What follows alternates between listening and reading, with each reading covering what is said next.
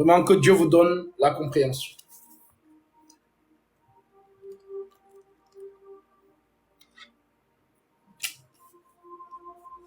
Nous avons un trône. Et nous avons la terre, le globe terrestre. Alors, lisons d'abord l'écriture et nous allons en venir au schéma. Vous y êtes? Alors nous lisons. Est-ce que vous m'entendez bien? 2 Chroniques chapitre 9 verset 17. 2 Chroniques 9, 17.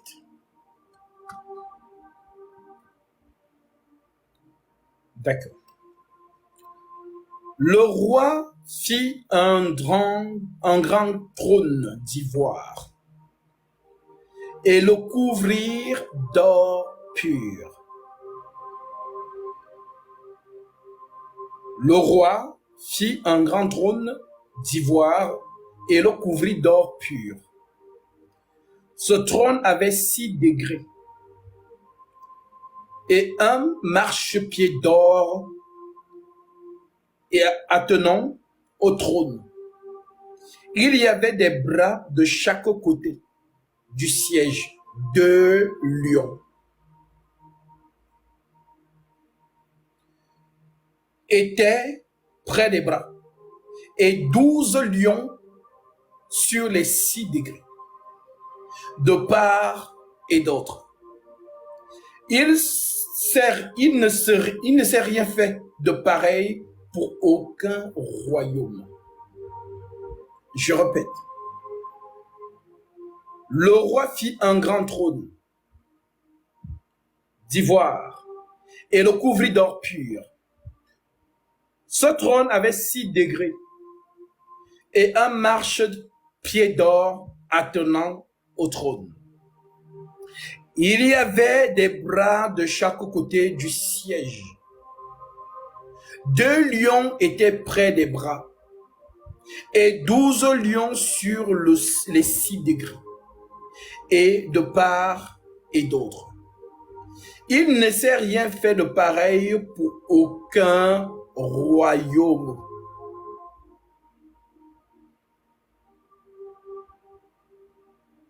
Ça là, allez dire à ceux qui disent qu'ils ont le ministère de vous expliquer ça.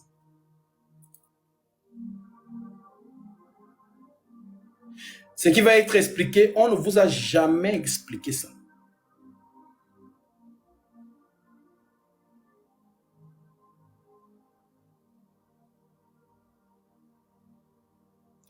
Alors, que le Seigneur vous donne l'oreille de l'entendement, parce que ces choses, c'est pour vous, les enfants de Dieu, et pas pour le monde.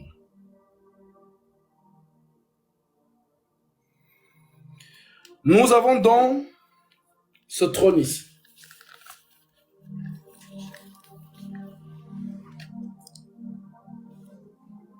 On nous a dit que le trône était d'ivoire. J'ai mis la couronne pour symboliser la royauté. On nous dit que ce trône n'a jamais été fait dans un autre royaume, qu'il n'y a pas eu de pareil sur la terre des hommes. Et on nous fait comprendre que ce trône a 6 degrés. Donc les degrés, ce sont les marchepieds, ce que vous pouvez appeler les escaliers. Donc 1, 2, 3, 4, 5, 6, et sur le 7e se trouve le trône. Donc le trône est sur le 7e. Maintenant, on nous fait comprendre dans l'écriture que il y avait de chaque côté des marchepieds des lions. 1 lion, 2 lions. 1 lion, 2 lions. 1 lion, 2 lions, 1 lion, 2 lions, 1 lion. Donc, le long du côté, il y a 6 lions d'un côté et 6 lions de l'autre. Donc, 6, on a dit 6 marches. Donc, 1, 2, 3, 4, 5, 6. Donc, 6 lions d'un côté et 6 lions de l'autre côté. Donc, les lions ici, sur la 7e marche, c'est autre chose. Je vais vous expliquer ça après.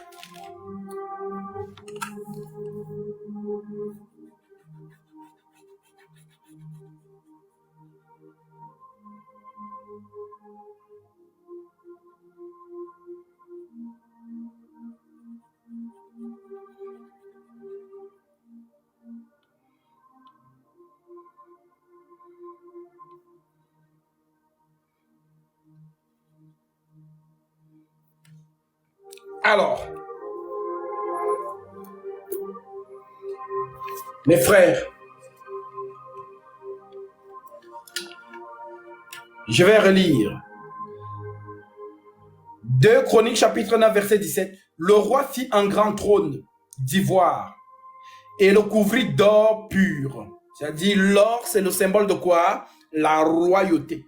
C'est de l'or qu'on a amené que lorsque Jésus est né. On dit qu'il y avait de l'or, la myrrhe et le parfum, l'encens. Lorsque Jésus est né, où est le roi des Juifs qui vient de naître? Nous avons vu son étoile en Orient et nous sommes venus pour l'adorer. Lorsqu'ils sont venus l'adorer, ils ont ramené quoi? L'or, l'encens et la myrrhe. Donc, l'or, la royauté, l'encens, le pouvoir, la guérison, la myrrhe, le pouvoir, la guérison, et l'encens qui symbolise sa vigueur, sa royauté, le culte, la divinité, l'encens. Maintenant, ce trône, on vous dit qu'il est couvert d'or pur. Alors, si vous lisez Exode ou Lévitique, vous allez remarquer que l'arche de l'alliance, on dit qu'il était couvert d'or pur. Je vais lire ça aussi.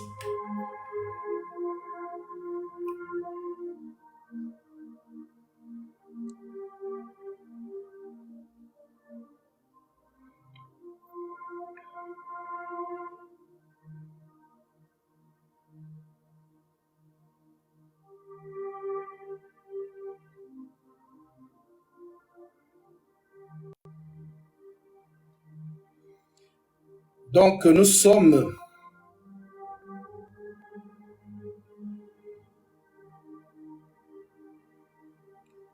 dans le livre d'Exode.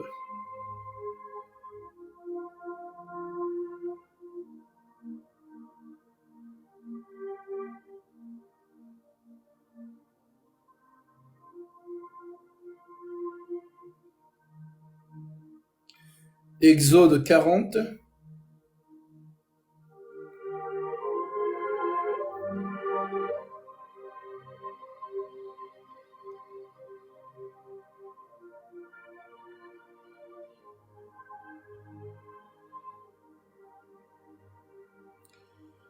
Exode chapitre 40, je prends verset 1. L'Écriture dit, l'Éternel parla à Moïse et dit, le premier jour du premier mois, tu dresseras le tabernacle, la tente d'assignation. Tu y placeras l'arche du témoignage. Et tu couvriras l'arche avec le voile.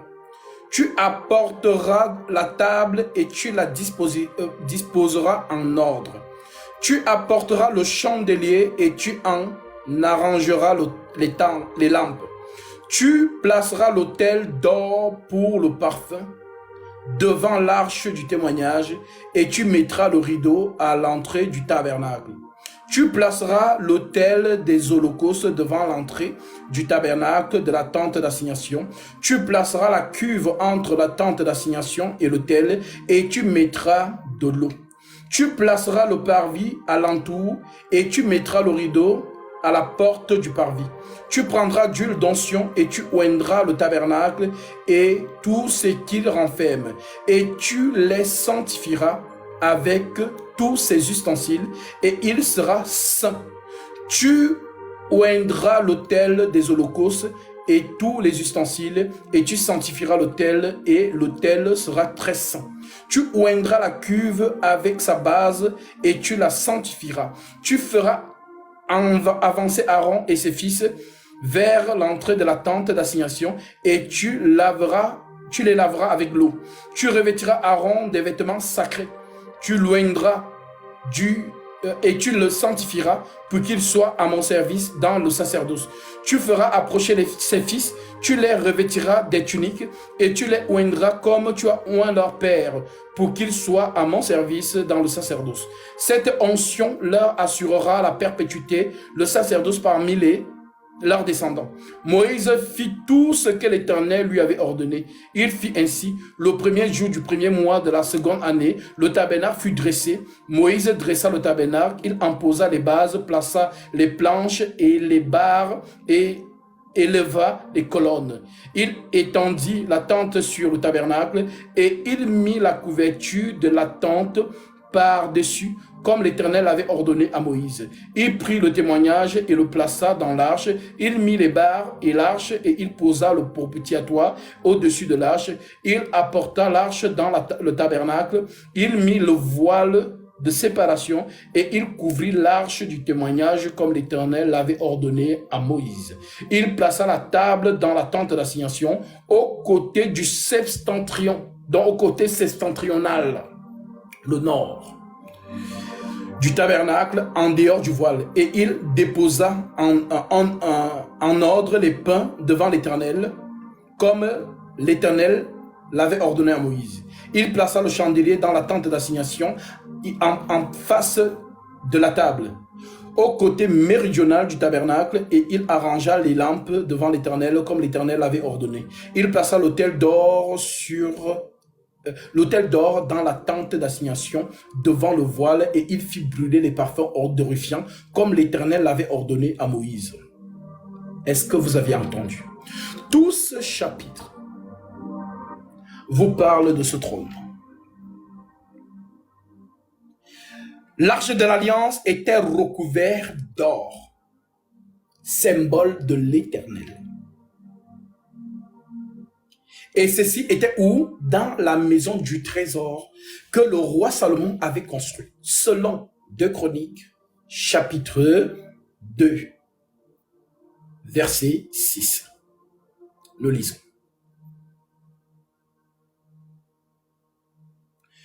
2 Chroniques,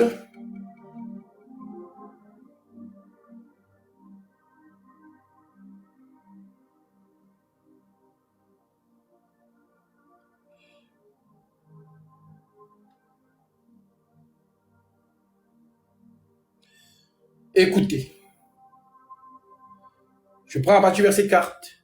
Voici, je lève une maison au nom de l'Éternel, mon Dieu, pour la lui consacrer, pour brûler devant lui le parfum odorifiant, pour présenter continuellement les pains de propitiation et pour offrir les holocaustes du matin et du soir, les sabbats, des nouvelles lunes, des fêtes de l'Éternel, notre Dieu, suivant la loi perpétuelle d'Israël.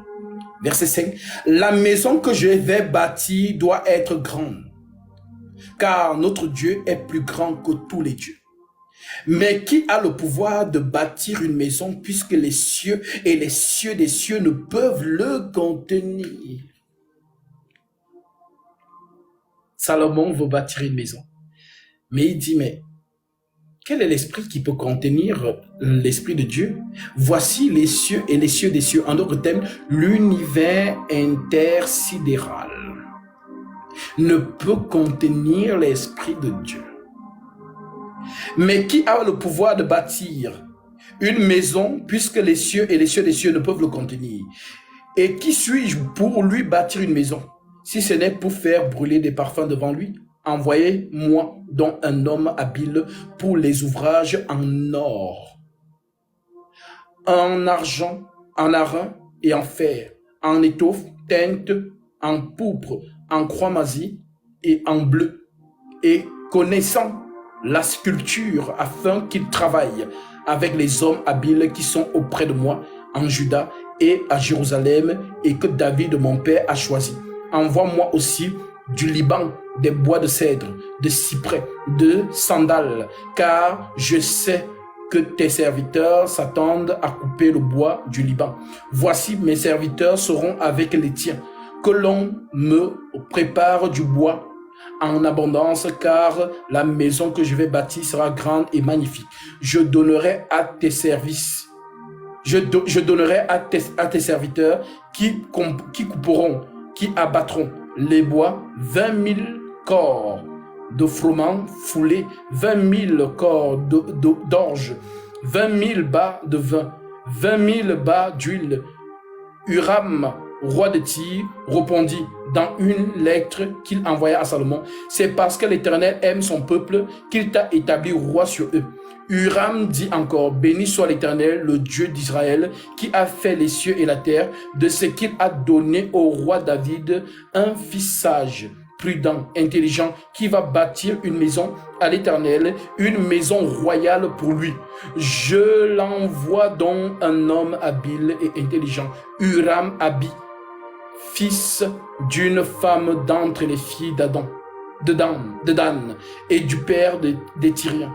Il est habile pour les ouvrages en or, en argent, en airain, en fer, en pierre et en bois, en étoffe teinte en pourpre, en bleu, en étoffe bisus et de carmine, et pour toute espèce de sculpture et d'objets d'art qu'on lui donne exécuter. Il travaillera avec tes hommes habiles et avec les hommes habiles de mon Seigneur David, ton père. Maintenant que mon Seigneur envoie les serviteurs, le froment, l'orge, l'huile et le vin dont il parlait. Et nous couperons le bois du Liban, et autant que tu en auras besoin, nous les expédierons par la mer en radeau jusqu'à Jaffo, et tu les feras monter à Jérusalem. Salomon compta les étrangers qui étaient dans le pays d'Israël et dont le dénombrement avait été fait par David son père. Donc, nous sommes ici donc. Vraiment que Dieu vous donne l'oreille de l'entendement. Salomon choisit par Dieu construit à l'Éternel une maison. Vraiment. Salomon donc, en méditant la construction de cette maison, il se pose une question. Il se dit, mais voici les cieux et les cieux ne peuvent contenir la maison. Qui pourrait bâtir une maison à l'Éternel? Alors, Salomon bâtit donc l'autel, mes frères. Mais Salomon ne va pas bâtir le trône dans la maison du trésor.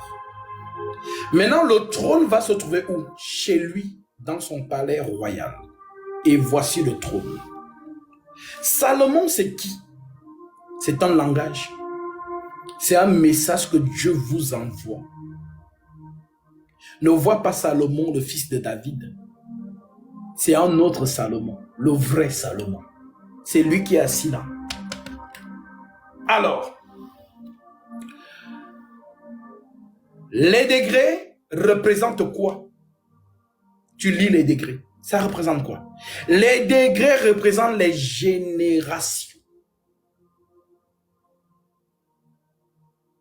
Les degrés représentent les générations. Donc, quand tu vois un degré, ce sont les populations. J'ai mis des tâches, ce sont les hommes en fait. Voilà. Donc, hommes. Je vais écrire ça pour faciliter.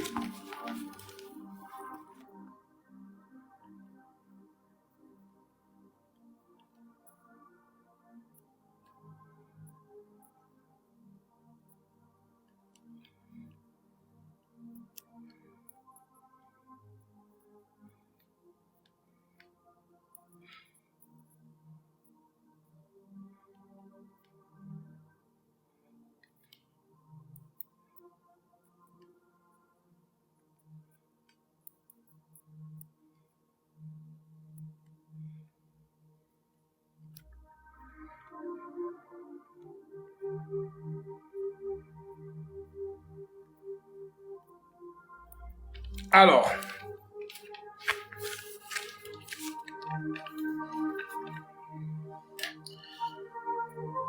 donc, peuple, et là, sur le trône, nous avons aussi le peuple. Car Jésus a dit, celui qui vaincra avec moi, je le ferai s'asseoir avec moi sur mon trône. Ce n'est pas une chaise. Ici, je suis en train de vous expliquer les choses spirituelles. Dieu parle tantôt d'une manière, tantôt d'une autre, mais là, on y prend point garde. Le message de Salomon, c'est une parabole, c'est un songe qu'on doit interpréter. C'est le pourquoi je dis, ne vois pas Salomon, le fils de David. Non. Ne vois pas Salomon qui a dragué la reine de Saba. Non. Je te parle du véritable Salomon. Je te parle du véritable Salomon. Le Salomon du ciel. Car il a dit, ici, il n'y a plus que Salomon. Et celui qui est plus que Salomon, c'est Dieu lui-même. Je vous ai donné l'écriture. Donc, ça, c'est un langage que il faut que tu comprennes. C'est pour toi, ma soeur, mon frère. C'est pour toi. Les degrés. Donc, le premier degré représente quoi? Une génération. Et dans une génération, qu'est-ce qu'on trouve? On trouve du peuple. C'est ça qu'on appelle génération. Les foules, les peuples.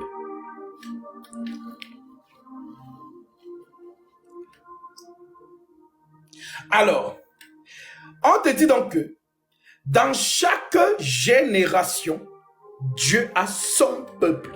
Donc, il y a le peuple et il y a le peuple de Dieu. Par exemple, Jésus dit de nous, vous n'êtes pas du monde, car vous n'êtes pas du monde. Si vous étiez du monde, le monde vous aimerait. Donc vous êtes dans le monde, mais vous n'êtes pas du monde. Vous êtes un peuple mis à part. Donc, génération, il y en a 7 générations. Première génération, la voici. Et parmi les générations, il y a des peuples. Mais il y a un peuple spécial, les lions. Donc, le lion est assis ici. Le lion, c'est Jésus-Christ. Lui-même, il est ici. Maintenant, vous qui êtes ses enfants, vous êtes dans les générations, le monde. Donc, le peuple de Dieu, les lions, la lumière. Vous êtes la lumière du monde. Voici la lumière majeure, le Seigneur Jésus-Christ. Et vous qui êtes ses filles et ses fils, vous êtes la lumière du monde. Vous êtes la lumière du monde. Que votre lumière luise dans les ténèbres. Les ténèbres, ce sont les peuples. Et vous, vous êtes au milieu de ces peuples-là. Alors vous êtes la lumière qui éclaire une génération.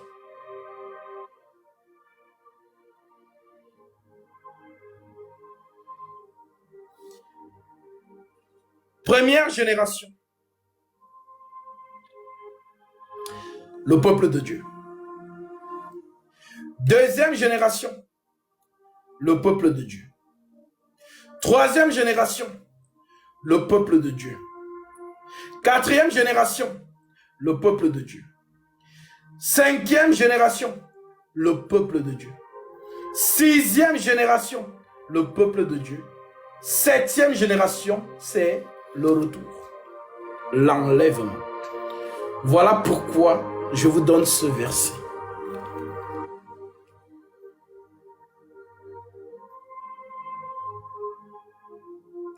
Les aigles ont vu.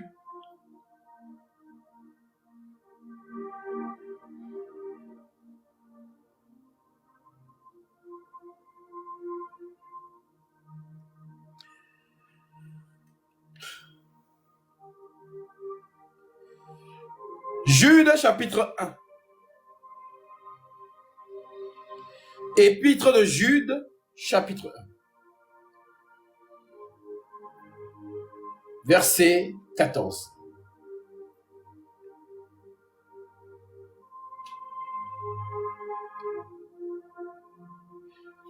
C'est aussi pour cela, c'est aussi pour eux qu'Enoch le 7e depuis Adam a prophétisé en ces termes.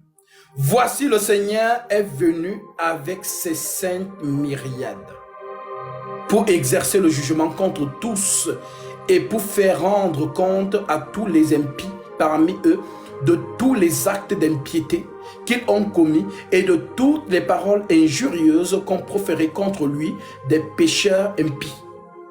Ce sont des gens qui murmurent, qui se plaignent de leur sort, qui marchent selon leur convoitise, qui ont la bouche et des paroles hautaines, qui admirent les personnes par motif d'intérêt. Mais vous, bien-aimés, souvenez-vous des choses annoncées d'avance par les apôtres de notre Seigneur Jésus-Christ. Il nous disait qu'au dernier temps, il y aura des moqueurs marchant selon la convoitise des impies. Ce sont ceux qui provoquent des divisions, hommes sensuels, n'ayant pas l'esprit. Pour vous, bien-aimés, vous édifiant vous-même sur votre très sainte foi et priant par le Saint-Esprit, maintenez-vous dans l'amour de Dieu, en attendant la miséricorde de notre Seigneur Jésus-Christ pour la vie éternelle. Reprenez les uns ceux qui contestent, sauvez-en d'autres, et en les arrachant du feu. Nous avons nos frères qui sont encore dans le feu. Nous devons les arracher par le feu.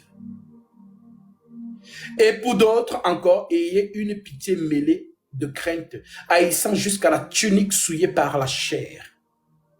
Or, à celui qui peut vous préserver de toute chute et vous faire paraître devant sa gloire irrépréhensible et dans l'allégresse.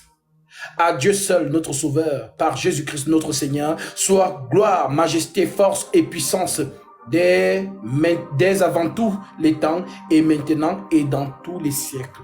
Amen. Jude, chapitre 1, verset 14. Enoch, le 7e, depuis Adam. Donc, Enoch, 7e génération. Et lorsqu'on arrive à la 7e génération, qu'est-ce qui se passe? L'enlèvement. Alléluia. Enoch fut enlevé. Et on ne le vit plus. Alors, le Seigneur a sélectionné durant toutes les générations depuis Adam. Le Seigneur a prélevé le peuple de lion dans chaque génération. On a dit, un jour devant Dieu est comme 1000 ans. 1000 ans sont comme un jour. Alors si nous comptons les jours selon Dieu, depuis Adam jusqu'à Abraham, 2000 ans, donc 2 jours.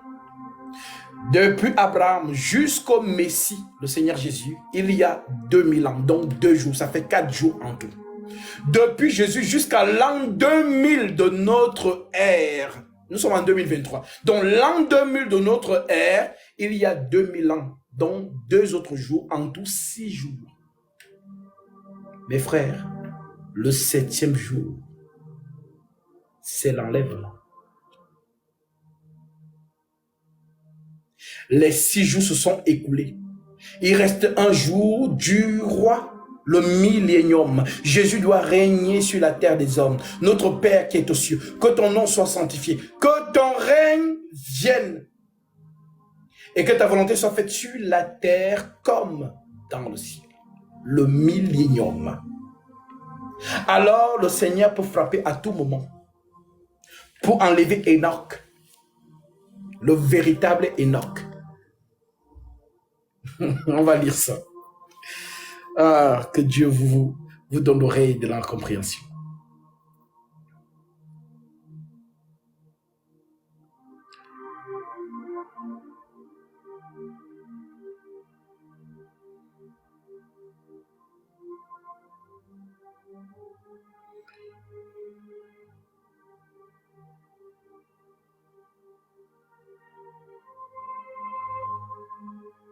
Je prends à partir du verset 19. Jéred vécut après la naissance d'Enoch 800 ans et il engendra des fils et des filles. Tous les jours de Jéred furent de 962 ans, puis il mourut. Enoch, âgé de 75 ans, engendra Méthusela. Enoch, après la naissance de Méthusela, marcha avec Dieu 300 et engendra 300 ans et engendra des fils et des filles. Tous les jours d'Enoch furent de 365 jours, de 365 ans. Enoch marcha avec Dieu, puis il ne fut plus, parce que Dieu le prit. Septième de la génération.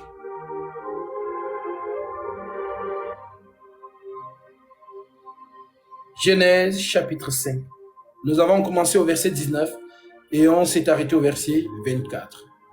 Que les modérateurs soient vraiment, comment dirais-je, lucides et attentifs pour redonner les versets à ceux qui sont dans les commentaires. Enoch marcha avec Dieu, puis il ne fut plus, parce que Dieu le prit.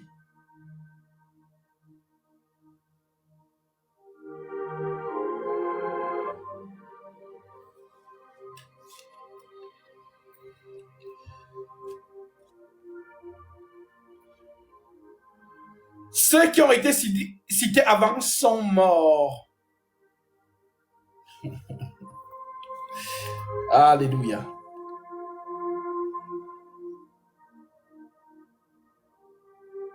On a cité les autres. Jéred, Mahalel, Kénan, Enoch,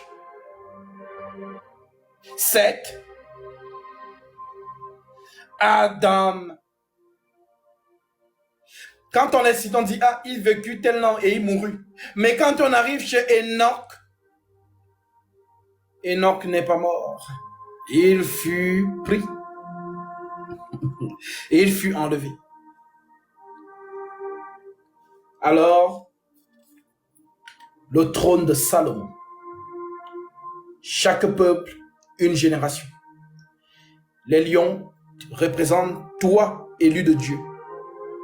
Dans cette génération, tu es le représentant de Dieu sur la terre. Voilà pourquoi l'Écriture dit, celui qui est en vous est plus puissant que celui qui est dans le monde. Enoch, c'est Jésus. Effectivement. Dieu parle tantôt d'une manière, tantôt d'une autre, et là on y prend point garde.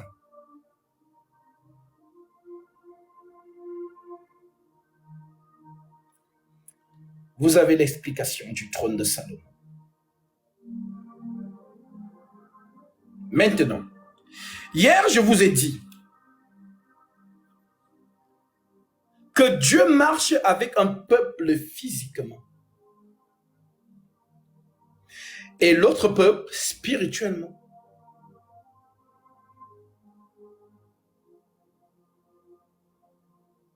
Alors, ce qui me fait lire un verset.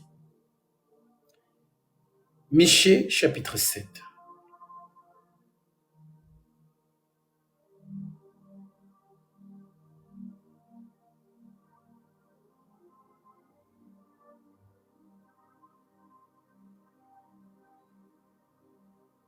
L'Écriture dit, malheur à moi, car je suis comme à la récolte des fruits, comme au grappillage après la vendange. Il n'y a point de grappe à manger, point de cep primeur que mon âme désire. L'homme de bien a disparu du pays. Il n'y a plus de juste parmi les hommes. Ils sont tous en embuscade pour verser le sang. Chacun tend un piège à son frère. Leurs mains sont habiles à faire le mal. Le prince a des exigences. Le juge réclame un salaire. Les grands manifestent son avidité. Et ils font ainsi cause commune. Le meilleur d'entre eux est comme une ronce. Le plus droit pire qu'un buisson d'épines. Le jour annoncé par tes prophètes, ton châtiment approche. C'est alors qu'ils seront dans la confusion. Ne crois pas à un ami et ne te fie pas à un intime. Devant celle qui repose sur ton sein, ta femme. Garde les portes de ta bouche, car le fils outrage le père. La fille se soulève contre sa mère, les belles filles contre sa belle-mère. La belle-fille contre sa belle-mère, chacun a pour ennemi les gens de sa maison. Pour moi, je regardais vers l'Éternel. Je mettrai mon espérance dans le Dieu de mon salut. Mon Dieu m'exaucera. Ne te réjouis pas à mon sujet, mon ennemi, car si je suis tombé, je me relèverai. Si je suis assis dans les ténèbres, l'Éternel sera ma lumière. Je supporterai la colère de l'Éternel, puisque j'ai péché contre lui, jusqu'à ce qu'il défende ma cause et me fasse droit. Il me conduira à la lumière et je contemplerai sa justice. Mon ennemi la verra et sera couvert de honte. Elle me disait, où est l'Éternel ton Dieu? Mes yeux se réjouiront à sa vue. Alors elle sera foulée aux pieds comme la boue des rues. Le jour où l'on rebâtira tes murs, ce jour-là, tes limites seront reculées. En ce jour, on viendra vers toi de l'Assyrie et des villes d'Égypte.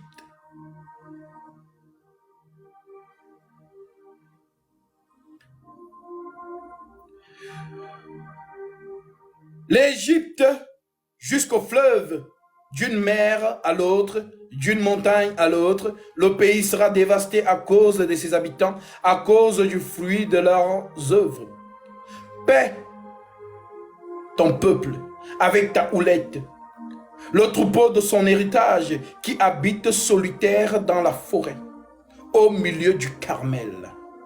Qu'il pèse sur le bassin et en Galade, comme au jour d'autrefois, comme au jour où tu sortis du pays d'Égypte.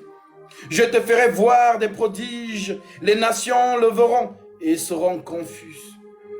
Avec toute leur puissance, elles mettront de la main sur la bouche, leurs oreilles seront assourdies, elles lécheront la poussière comme le serpent. Comme les reptiles de la terre, elles seront saisies de frayeur hors de leur forteresse. Elles trembleront devant l'Éternel notre Dieu. Elles te traîneront. Quel Dieu est semblable à toi, qui pardonne l'iniquité, qui oublie les péchés du reste de ton héritage. Il ne garde que sa colère à toujours, car il prend plaisir à la miséricorde. Il aura encore compassion de nous. Il mettra sous ses pieds nos iniquités. Tu jetteras au fond de la mer tous leurs péchés. Tu témoigneras de la fidélité à Jacob, de la bonté à Abraham, comme tu l'as juré à nos pères au jour d'autrefois. Prophétie concernant Israël, le peuple du temps. Dieu marche avec un peuple. Alors Michée prophétise. Lorsque le Seigneur arrête sa marche avec le peuple spirituel, la lumière du monde, le Seigneur se retire et les nations vont se moquer d'Israël. Où est ton Dieu? Alors leur Dieu paraîtra. Leur Dieu paraîtra. Leur Dieu paraîtra. Mais toi, c'est maintenant que l'Esprit Saint alimente sa parole pour que tu puisses entrer dans l'arche avant le déluge. Être dans l'arche, c'est être en Jésus. Lorsque le Seigneur enlève son esprit, alors il revient pour son peuple. C'est ce que Michée annonce, j'ai lu.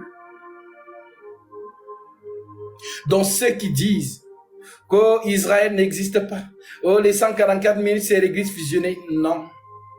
Le Seigneur marche avec un peuple physique et le Seigneur marche avec un peuple spirituel. Le peuple spirituel vit par la lumière, la parole. L'ange de lumière. Lorsque l'ange de lumière aura fini de répandre sa lumière dans l'église, l'église part. C'est ce que Paul vous a dit.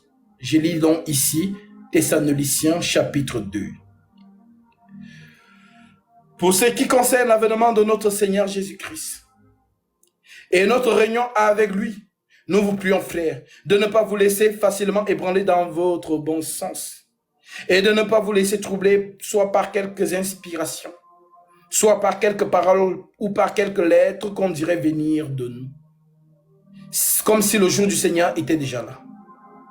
Que personne ne vous séduise d'aucune manière, car il faut que l'apostasie soit arrivée auparavant. Et qu'on ait vu paraître l'homme du péché, le fils de la perdition. Donc, l'apostasie qui doit se manifester auparavant. L'apostasie, c'est quoi? C'est régner Jésus. Et 2 Timothée chapitre 2, verset 12 nous dit, si nous le régnons, lui aussi nous régnera. Donc les gens vont manifester de l'apostasie, vont régner Jésus pour aller dans le culte de leurs ancêtres, dans l'islam, dans toute obédience qui n'a rien à voir avec Jésus-Christ. Que personne ne vous séduise d'aucune manière, car il faut que l'apostasie soit arrivée auparavant. Et qu'on ait vu paraître l'homme du péché, le fils de la perdition, l'adversaire qui s'élève au-dessus de tout ce qu'on appelle Dieu et ce qu'on adore, jusqu'à s'asseoir dans le temple de Dieu, se proclamant lui-même Dieu, le temple de Dieu Israël. Ne vous souvenez-vous pas que je vous disais ces choses lorsque j'étais encore chez vous? Et maintenant, vous savez ce qui le retient. Il y a quelque chose qui retient que Satan se personnifie. Que Satan devienne un homme. Comme Dieu est devenu homme, Satan deviendra homme aussi. Jésus nous l'a annoncé. Jean 5, verset 43. Je suis venu au nom de mon Père. Vous ne m'avez pas reçu. Si un autre vient en son propre nom, vous le recevrez. Le monde va le recevoir. Alors oui, l'adversaire qui s'élève au-dessus de tout ce qu'on appelle Dieu et de ce qu'on adore, jusqu'à s'asseoir dans le temple de Dieu, dans Jérusalem, la cité du grand roi, se proclamant lui-même Dieu. Ne vous souvenez-vous pas que je vous disais ces choses lorsque j'étais encore chez vous? Et maintenant, vous savez ce qui le retient.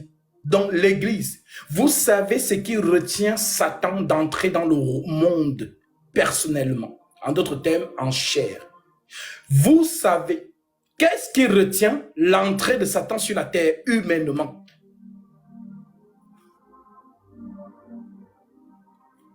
Qu'est-ce qui le retient? Ce qui le retient, c'est l'Esprit du Seigneur qui est descendu dans Actes chapitre 2, le jour de la Pentecôte. Cet Esprit est toujours sur terre. Et tant que tous les saints ne sont pas montés dans l'arche, en d'autres termes, en Jésus, Satan ne peut pas entrer dans le monde. Il ne peut qu'agir spirituellement. C'est ce qu'on appelle le mystère de l'iniquité, agit déjà. Le mensonge sévit déjà sur la terre des hommes. Satan souffle dans la politique Les lois qui sont votées sont des lois votées contre la loi de Dieu. La loi de Dieu, c'est sa parole. L'homme est le chef de la femme. La politique dit non. L'homme et la femme sont égaux.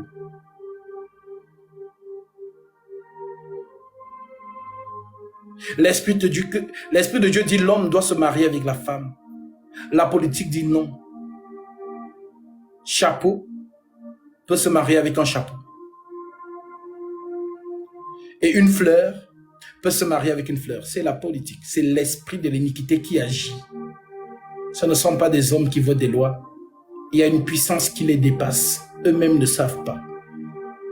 Nous avons l'esprit de la prophétie. Voilà. Au lieu qu'ils invitent des littéraires ou des journalistes renommés ou encore des agrégés d'université et d'État qui nous appellent dans leur plateau de télévision. Et là, nous leur dirons ce qui arrivera dans la suite des jours. Car Dieu parle par ses serviteurs, les prophètes. L'esprit des prophètes est soumis aux prophètes. Donc l'iniquité, c'est la rébellion contre la parole de Dieu. C'est ce qu'on appelle l'iniquité. 2 Timothée 2,19. Néanmoins, le solide fondement de Dieu reste debout avec ses paroles qui lui servent de sceau. Le Seigneur connaît ceux qui lui appartiennent et quiconque prononce le nom du Seigneur, qu'il s'éloigne de l'iniquité. S'éloigner de l'iniquité, c'est justement rester un avec l'Écriture. Être un avec Dieu, c'est un avec l'Écriture. L'Écriture dit, je ne permets pas à la femme d'enseigner. Je dis aussi, la femme n'enseigne pas. Nous sommes un. Dès lors que tu dis que la femme enseigne, tu n'es pas un avec Dieu, car tu as rebellé, tu t'es rebellé contre la parole, le fondement, le roc.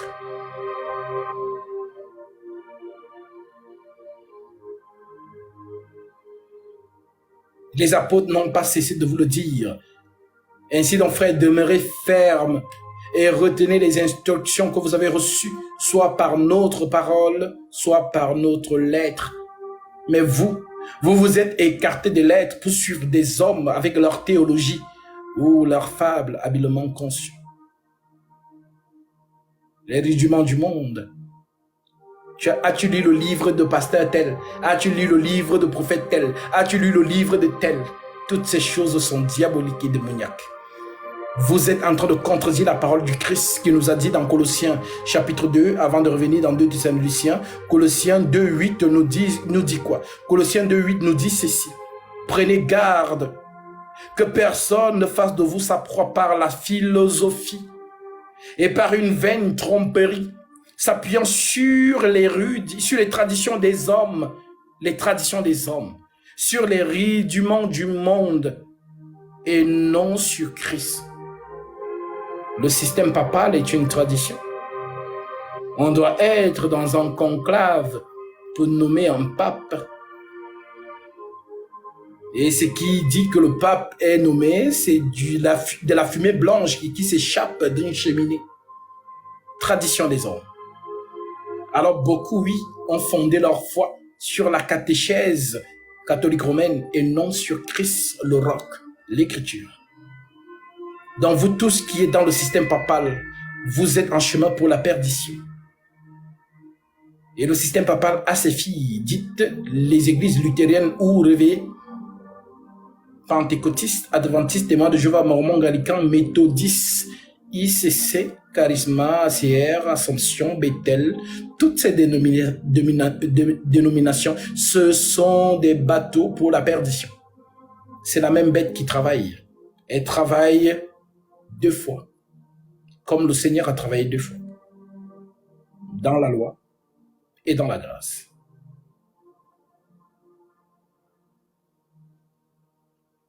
Prenez garde que personne ne fasse de vous sa proie par la philosophie et par une vaine tromperie, s'appuyant sur les traditions des hommes, sur les rudiments du monde et non sur Christ. Christ, c'est le roc. Le roc, c'est Christ. Bâtis ta maison sur le roc, c'est ce qu'il t'a recommandé, Matthieu 7, 24. C'est pourquoi quiconque entend ces paroles que je dis et les met en pratique sera semblable à un homme prudent qui a bâti sa maison sur le roc, sur Christ. Christ, c'est le roc. Le roc, ce n'est pas Pierre, l'apôtre. Le système papal, franchement, ils sont dans l'illusion. Ils pensaient que construire la basilique Saint-Pierre au Vatican, c'est ça, bâtir sa maison sur le roc. Toto spirituel. Vous faites ça comment? Oui, si vous avez eu l'occasion d'entrer dans la basilique de Saint-Pierre au Vatican, c'est sur la tombe de Pierre, là où il était enterré. Donc, ils ont cru que c'est de Simon. Simon que Satan a réclamé là. Oui, ils ont cru que c'est de lui qu'on parle. Pourtant, le roc, c'est Jésus. La révélation qui sort de la bouche de Simon. Tu es le Christ. C'est ce que Simon a dit. Tu es le roc. Tu es le roc. Le roc, c'est Christ. Christ, c'est le roc. Donc, toi, disciple, tu es fondé sur Christ, le roc, et non sur Simon. Genre, Simon était le premier pape. C'est écrit où? C'est écrit où que Pierre était le premier pape? C'est un système diabolique. Léon XIII déclare dans le National catholique 1895, « Nous tenons sur la terre la place du Dieu Tout-Puissant. » Le pape n'est pas seulement le représentant de Jésus, mais il est Jésus lui-même caché sous le voile de la chair.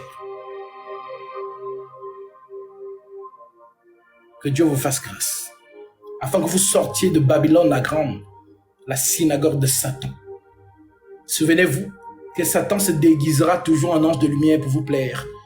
Les statuettes que vous voyez pleurer, le sang, ou de l'huile qui sort sur les mains des statuettes, c'est des miracles mensongers. Un miracle mensonger, ce n'est pas que c'est un faux miracle, non, c'est un vrai miracle, mais il est mensonger. Pourquoi? Parce qu'il n'est pas sur l'appui des Écritures. C'est ça qu'on appelle miracle mensonger. Satan fait des miracles, mais Satan n'a pas appuyé l'Écriture, le roc. Donc, qu'est-ce qui te fera discerner le vrai miracle et le faux miracle? Le vrai miracle, c'est que la personne fait le miracle et il est assis sur les Écritures. C'est ça le vrai miracle. Mais si tu vois qu'il fait le miracle, mais il n'est pas assis sur les Écritures, comprends que c'est un miracle mensonger. C'est la séduction. Mais aujourd'hui, l'être humain est tellement endormi spirituellement que dès qu'il voit quelque chose de surnaturel, oh, l'onction, oh, tu as vu le pasteur là, oh, vraiment, il est fort, hein? Ah non, il a l'onction. Ah, franchement, tu es aveugle, car tu es au milieu d'une bataille spirituelle dont tu ne mesures même pas les dommages. La guerre des âmes. La lumière contre les ténèbres.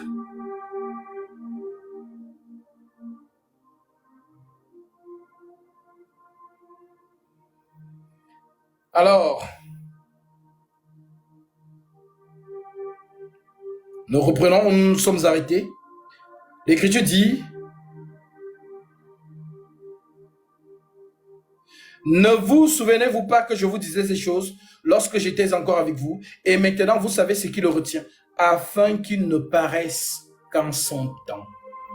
Donc dès que ce qui le retient disparaît, Satan apparaît.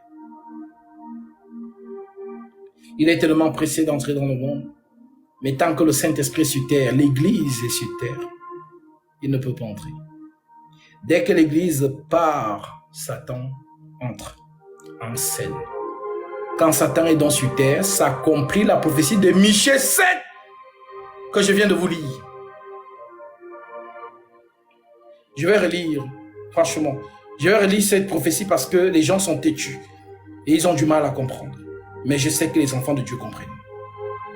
Voilà, tous ne sont pas de Dieu. Michée 7. Malheur à moi, car je suis comme à la récolte des fruits, comme au grappillage après la vendage. Il n'y a point de grappe à manger, point de ces primeurs qui mon âme désire, comme mon âme désire. L'homme de bien a disparu du pays. L'homme du bien a disparu, c'est l'homme intérieur. l'ange de lumière. L'homme du bien a disparu. Le Saint-Esprit est parti. L'homme du bien a disparu du pays. Il n'y a plus de juste parmi les hommes. Les saints sont partis. La lumière est partie. Place à les ténèbres. Vous êtes la lumière du monde. Que votre lumière luise parmi les ténèbres.